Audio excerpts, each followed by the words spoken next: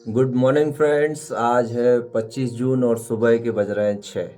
भाई हम सुबह उठ गए थे 5 बजे और आप देख सकते हैं ये है श्रीनगर डल लेक के आसपास का नज़ारा। और ये हूँ मैं, नहा धो के एकदम कंप्लीट हो गए हैं, बैग वैग सब लग गए हैं और आज हमें निकलना है भाई साहब लेह के लिए। हमारी बस है 7 बजे, 6:30 रिपोर्टिंग टाइम था तो हम निकलेंगे अभी यहाँ से 6 बजे निकल रहे हैं। थोड़ा सा डल लेक के जस्ट पास ही टीआरसी है तो वहाँ से ही बस छूटेगी, तो यहाँ से हम थोड़ा सा डल लेक के पास पास से पैदल पैदल जाएंगे और आखिरकार हम पहुँच जाएंगे भाई साहब लेह के पास। आप देख सकते हैं यहाँ पे हम टीआरसी के पास और फिर हम शाम तक लग जाएंगे लेह।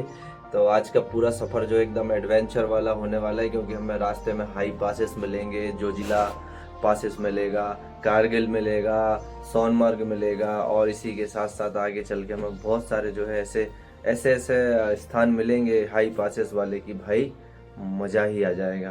तो ये पूरा आज का हमारा सेटअप रहने वाला है। बाकी ये रूम था, आप देख सकते हैं, ये हमने डल लेक के जस्ट बाजू में लिया था। ये हमको 800 में पड़ा था, 1200 रुपये इसका बताया गया था। फिर धीरे धीरे करके मैं कहा भाई मेरा 800 ही है, तो यहाँ पे बार्गेनिंग हो जाती है अगर डल लेक के आप लेफ्ट साइड लेते हो तो। अब यहाँ से निकलते हैं, आप जुड़ रहे हैं यात्रा गुरु 29 के साथ। ओ सफरनामा, ये देखो भाई एप्पल की यहाँ पे आपको लाइव जो है खेती में आपको दिखा रहा हूँ। देखो क्या बेहतरीन एप्पल, एकदम फ्रेश, अभी पके नहीं है, बड़े होंगे थोड़े से और बेहतरीन में जो है रस आएगा, तब उसके बाद यहाँ पे जो है एप्पल तोड़े जाएंगे। सुबह का नज़ारा भाई, ये है हमारी प्रॉपर्टी, यहाँ पे आप आ सकते हो। फ्रेंड्स, डल लेक के पास से सुबह का सनराइज़ का नज़ारा आपको दिखा रहा हूँ मैं। 26 जून सुबह के 6:30 बज रहे हैं भाई साहब। क्या ही शानदार यहाँ पे जो है आपको डल लेक का चमकता हुआ सुबह का पानी दिखाई दे रहा है और ये पूरा यहाँ पे चारों तरफ का नज़ारा। ये हूँ मैं। अब हम यहाँ से जा रहे हैं बस स्टैंड, वहाँ से हमारी 7 बजे जो है बस का टाइम है। बस निकलते हैं आगे का। यहाँ का ये व्यू पूरा हमने कैप्चर कर लिया है, रात का, दिन का, सनसेट का और सनराइज़ का। निकलते हैं बस इस वाले रोड से, थोड़ा सा जाना है और हमारा बस स्टैंड आ जाएगा। बस हमारी निकल चुकी है 7:22 पर और आप देख सकते हैं ये श्रीनगर बस स्टैंड छोड़ते हुए यहाँ पर।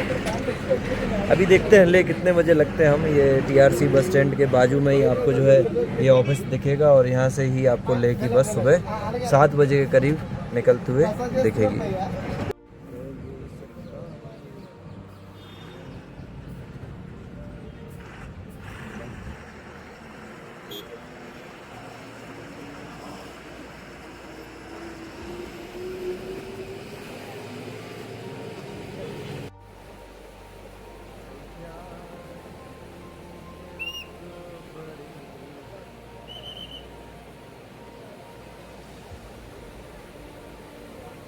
मेरे पीछे आपको जो नदी दिखाई दे रही है भाई साहब, ये है सिंधु नदी। और आपको ऐसी आवाज़ सुनाई दे रही होगी ना, क्या एकदम भाई लहरों से कलकल करता हुआ पानी बह रहा है।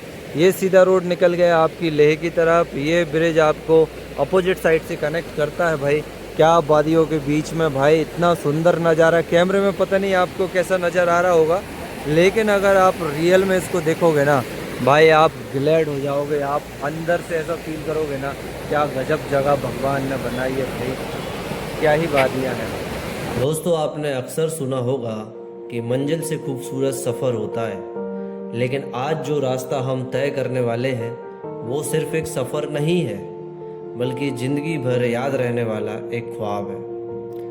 श्रीनगर की हसीन वादियों से लेकर लेह लद्दाख के ठंडे रेगिस्तान तक 15 घंटे और 420 किलोमीटर से ज़्यादा का यह जादुई रास्ता आपको इस वीडियो में मैं दिखाऊंगा। तो उठाइए अपनी चाय की चुस्की और मेरे साथ चलिए एक ऐसी यात्रा पर जहां हर मोड़ पर एक नई दुनिया आपका इंतज़ार कर रही है। तो ये लेह लद्दाख का बस का जो हमारा सफ़र है, ये श्रीनगर से स्टार्ट होता है सुबह 7 बजे और आपको जो रिपोर्टिंग करना होता है श्रीनगर के बस स्टैंड पे, वो आपको 6:30 बजे आ जाना होता है। अब 6:30 से आप 7 बजे तक के बीच में थोड़ा बहुत चाय नाश्ता करिए, अपने साथ वाले लोग जो सफ़र करने वाले, क्योंकि बस में बहुत सारे सभी एक लगभग अनजान चेहरे आपको मिलेंगे, तो सभी से थोड़ा बहुत पहचान कर लीजिए, क्योंकि आपको 15 से 20 घंटे बस में ट्रैवल करना है, बैठना है।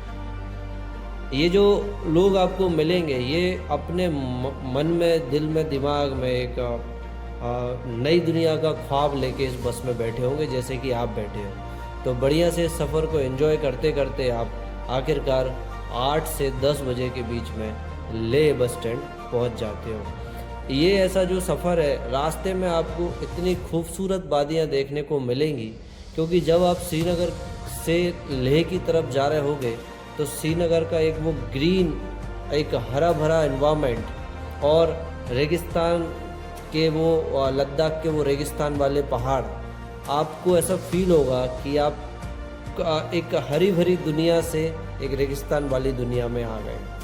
तो ये सफ़र में आपको बहुत कुछ देखने को मिलेगा, सीखने को मिलेगा, सुनने को मिलेगा, और फिर भी जो मैं आपको नहीं सुना पाऊँ वो आप कमेंट बॉक्स में मुझे बता सकते हो।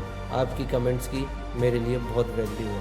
तो जुड़े रहें आप यात्रा गुरु 29 के साथ, और चैनल पे नए हैं तो सब्सक्राइब करना ना भूलें। भाई बालटाल बचा है यहाँ से 5 किलोमीटर बाबा अमरनाथ की यात्रा में। पहलगाम और बालटाल 2 जो है मेन मुख्य मार्ग होते हैं।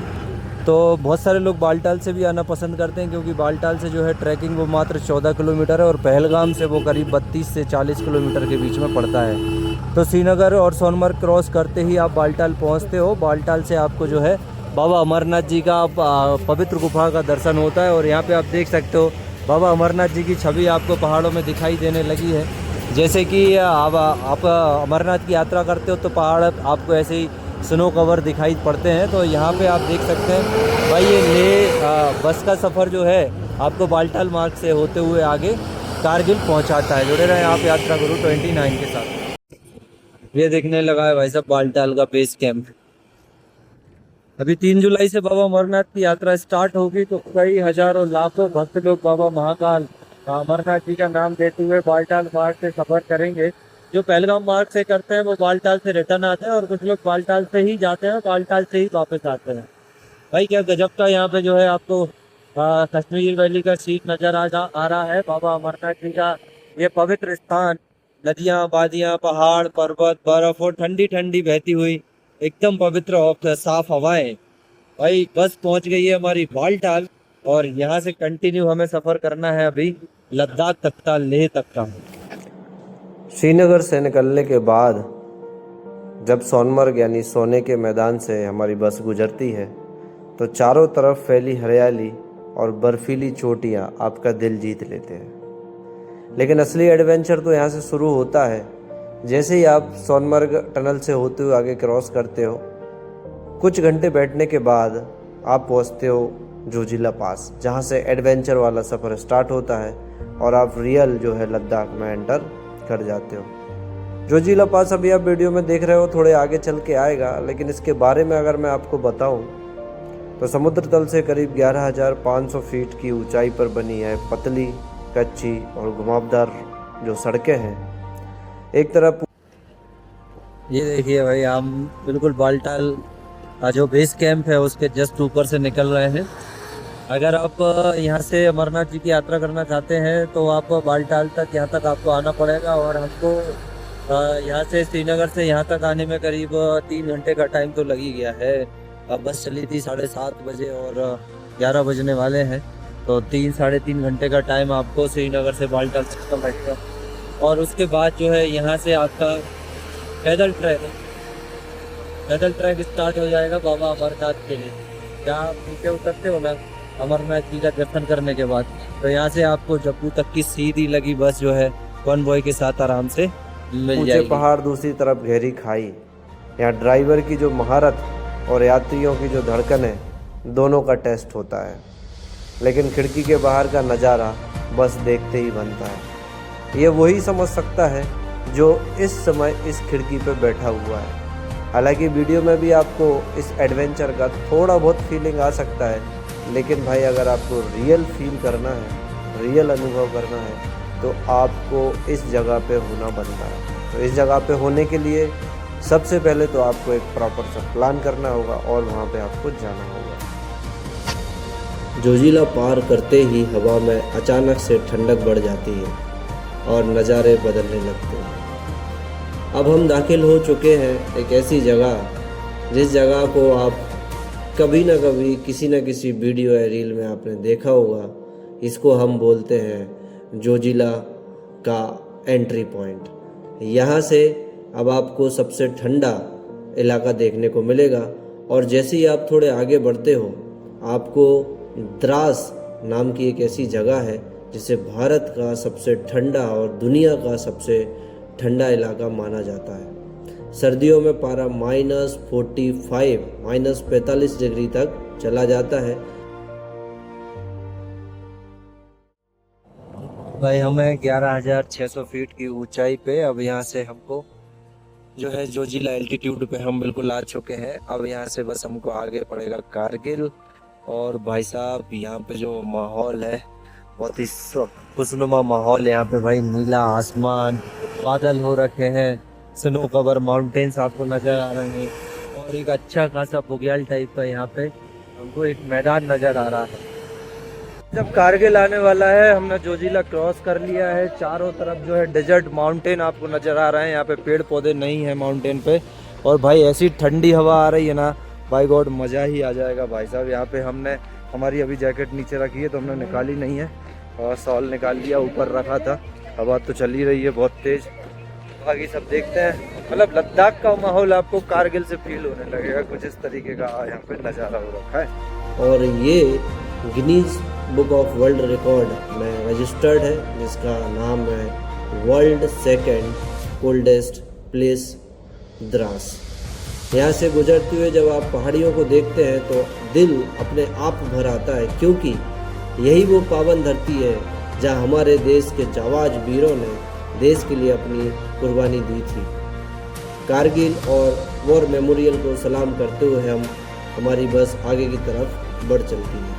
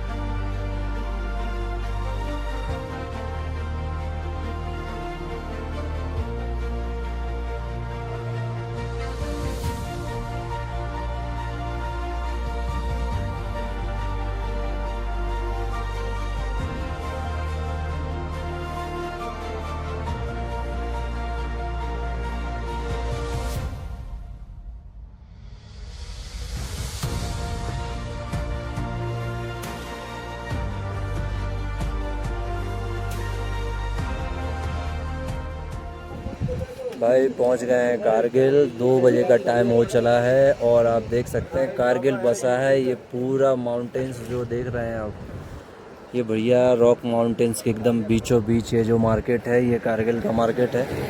आज सिटी में से बस इसलिए नहीं जा पाई क्योंकि आज वही जो वहाँ पे चल रहा था ना, काले कपड़ों वाला जो प्रोटेस्ट है, वही इधर पे चल रहा है। और मुहर्रम का प्री मुहर्रम जो सेलिब्रेशन होता है वो कर रहे हैं, तो इसलिए मेन मार्केट का रोड आज बंद पड़ा है, इसलिए बाईपास से ये बस जा रही है, नहीं तो कारगिल सिटी में से होती हुए बस निकलती। और अभी आप देख सकते हैं 2 बजे भाई धूप बहुत तेज़ लग रही है, इतनी तेज़ चुभ रही है ना धूप। लेकिन हाँ, अगर आप रनिंग में हो तो ठंडी हवा आपको लगती रहती है, तो धूप का ऐसा अंदाज़ा नहीं लगता, लेकिन अगर आप रुकते हो तो भाई धूप चुभने लगती है।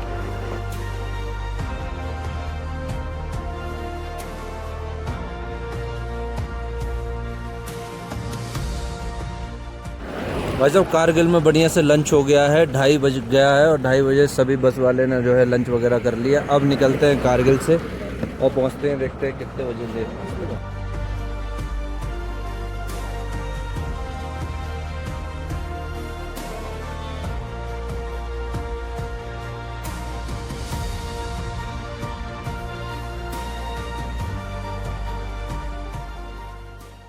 ये हमें भी वेलकम टू लद्दाख। भाई साहब एकदम प्लेन रॉक और डिजर्ट माउंटेन आपको दिखाई दे रहा है भाई साहब। ये हम एंटर कर गए हैं लद्दाख की सीमा में। कारगिल निकलने के बाद आपको करीब ऐसे पहाड़ों का फील आने लगेगा जहाँ पे पेड़ पौधे आपको दिखाई नहीं देंगे, सिर्फ आपको रेतीले माउंटेन या फिर जमे हुए आपको पत्थरों के माउंटेन दिखाई देंगे। और अब हम देखो क्या बेहतरीन जो है पहाड़ों पे शानदार रोड बनाया है PRO ने, और हम चले जा रहे हैं लद्दाख की सीमा की तरफ, आगे बढ़ते जा रहे हैं सिटी की तरफ। भाई आप देख सकते हैं 4 बज गया है हमें। हम सुबह 7:30 बजे निकले थे श्रीनगर से, और अभी भी उस्ताद जी बता रहे हैं ड्राइवर साहब की भाई साहब आपको पहुंचते पहुंचते 8-9 तो बजे जाएंगे। बाकी डिपेंड करता है भाई रोड और मौसम कंडीशन पे। कारगिल में थोड़ा सुस्ताने और गर्म चाय नाश्ते के बाद सफ़र फिर शुरू होता है, और अब नज़ारा पूरी तरह बदल चुका है। कश्मीर की हरी भरी वादियाँ पीछे छूट चुकी हैं, और सामने दिखते हैं भूरे नंगे लेकिन बेहद खूबसूरत पहाड़। भाई ऐसे पहाड़ जिसमें आपको एक भी पेड़ पौधा दिखाई नहीं देगा, और इसे कहते हैं हम कोल्ड डिज़र्ट। हवा सूखी है, धूप तेज है, लेकिन चट्टानों के रंग हर कुछ किलोमीटर पे बदलते रहते हैं, कभी लाल तो कभी सलेटी तो कभी पीले। ऐसा लगता है जैसे किसी पेंटर ने इन विशाल पहाड़ों पर अपनी कैनवास उकेर दी हो।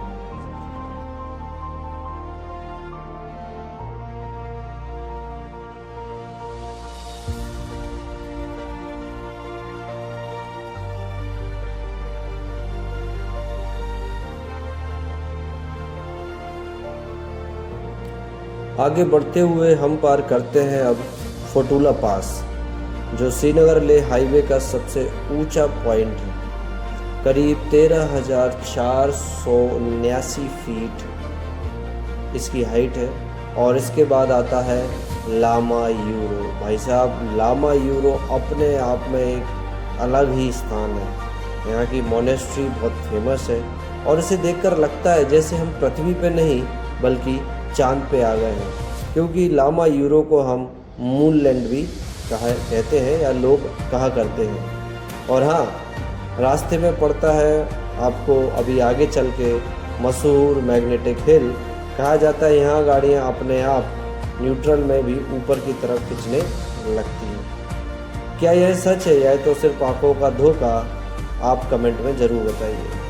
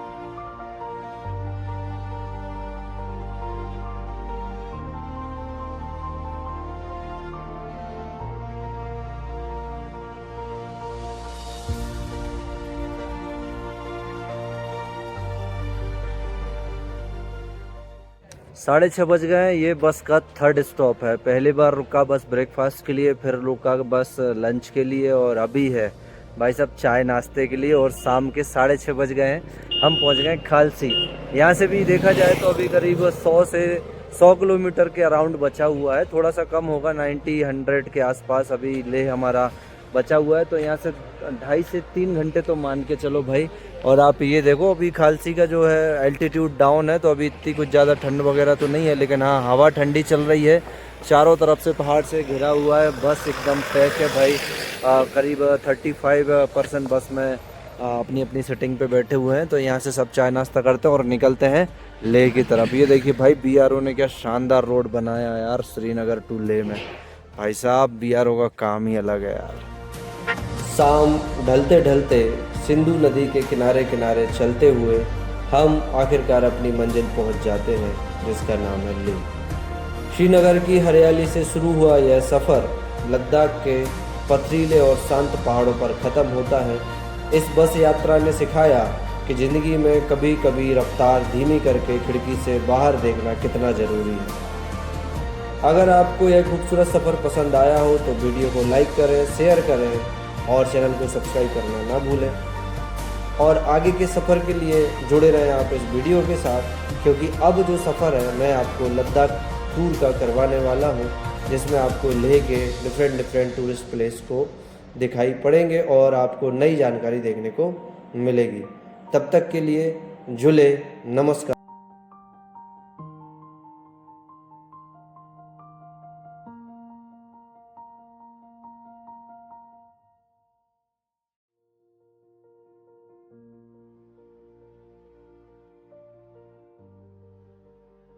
भाई रात के बज गए हैं 8:30 और अभी भी 25 किलोमीटर लेह रह गया है।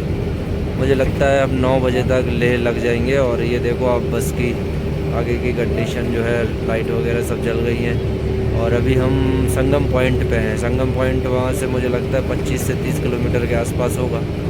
चलिए भाई, अब तो पूरा दिन हो गया है, लगभग 14 घंटे होने को जा रहे हैं भाई। सुबह 7 बजे के निकले हैं। जुड़े रहे यात्रा गुरु 29 के साथ। 10 मिनट और मैं पहुंच गया हूं लेह बस स्टैंड पे। आप देख सकते हैं हमारी ये बस श्रीनगर से चली थी सुबह 7:20 पे, और 9:10 इसने लेह लगा दिया है। बहुत अच्छी जर्नी रही, रोड एकदम फर्स्ट क्लास है भाई साहब। BRO ने कमाल का रोड बनाया है, मज़ा आ गया इस जर्नी में भाई। आंखें तो मतलब थकान तो हो रही थी, लेकिन आंखें झपक नहीं रही थी भाई। ऐसे व्यूज़ में ले मज़ा आ गया भाई। चलिए चलते हैं, आप देखते हैं कैसे क्या स्टे व्यवस्था होने वाली है हमारी। जुड़े रहे यात्रा गुरु 29 के साथ। भाई टाइम हो गया है 10:30 और मैं हूँ अभी लेह टाउन में, लेह सिटी में। लेह सिटी में आने के बाद थोड़ी मशक्क़त लगी रूम वगैरह ढूंढने में। हॉस्टल का भी पता किया कि भाई डोरमेट्री हॉस्टल मिल जाए, तो ऐसे करके हमारा एडवांस बुकिंग नहीं था। बहुत सारे लोग क्या है ना, लेह में एडवांस बुकिंग करके आते हैं, तो इस बीच में डायरेक्ट वहाँ से टैक्सी करा और सीधा अपने होटल प्रॉपर्टी पे पहुँच जाते हैं। तो वहाँ पे बैठे बैठे हमको आधे घंटे और लग गए। ऑनलाइन देखा रूम कहाँ अवेलेबल है, कहाँ कैसा है, तब जाके हमको ये प्रॉपर्टी के बारे में पता लगा। तो भाई फाइनली लेह में हमको मिल गया है रूम। आप देख सकते हैं ये पूरी प्रॉपर्टी हमारी आज और कल के लिए होने वाली है भाई। इसका जो रेट था वो 1800 रुपये था पर नाइट का, लेकिन क्या हुआ कि इसके यहाँ अभी बंदे लोग नहीं आए हैं, हॉस्टल खाली था आज। वैसे तो हम हॉस्टल के लिए आए थे जो डोरमेट्री होते हैं बेडेड के हिसाब से, तो उसका 400 रुपये पर बेड बताया था। तो फिर ऐसे करके हमने उसको बोला कि भाई हमारे लिए अगर प्राइवेट रूम है तो दे दो, क्योंकि भाई हॉस्टल में क्या ना 6-7 लोग एक साथ रहते हैं, 6 बेड फिर 12 बेड फिर 8 बेड, ऐसे करके भाई उससे थोड़ी सी बातचीत हुई। बिहार के बंदे लोग थे सब, क्या ना प्रॉपर्टी मैनेज करने वाले, तो उन्होंने हमको ये वाला रूम दे दिया। कुछ हमने थोड़े उनसे बातचीत करा के हैंडल कर लिया, क्योंकि इसमें क्या ना देखो अपना पर्सनल स्पेस हो जाएगा ना, तो अपन अब कोई खांस रहा है, कोई छींक रहा है, नींद डिस्टर्ब हो रही है, बात कर रहे हैं कोई, तो इसमें वो झमेला नहीं है। तो आप देख सकते हैं अच्छा खासा है, एक बढ़िया इंटीरियर, इसका जो है लुक बहुत शानदार है। और इस लुक के हिसाब से हमको मिल गया ये भाई 1000 रुपये में।